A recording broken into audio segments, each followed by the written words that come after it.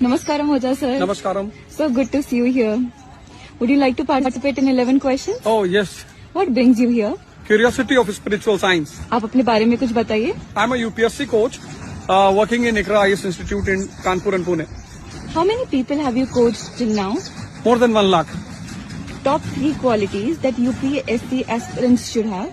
Patience, vision and hard work. Why do most Indian parents dream of their children acing UPSC? In the absence of general awareness, and it's a type of modern feudalism. What is the most common mistake that aspirants make in their UPSC journey? Underestimation of this examination and not knowing the meaning of competition. Do you have a favorite quote that you live by? Live dangerously.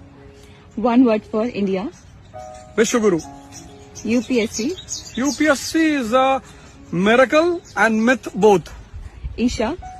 Isha is going to make India the Vishwaguru in the next decade, and if the day India will come on the peak of this world, Isha will be on the first stage.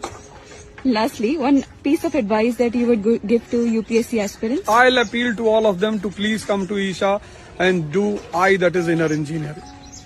Namaskaram. Thank you.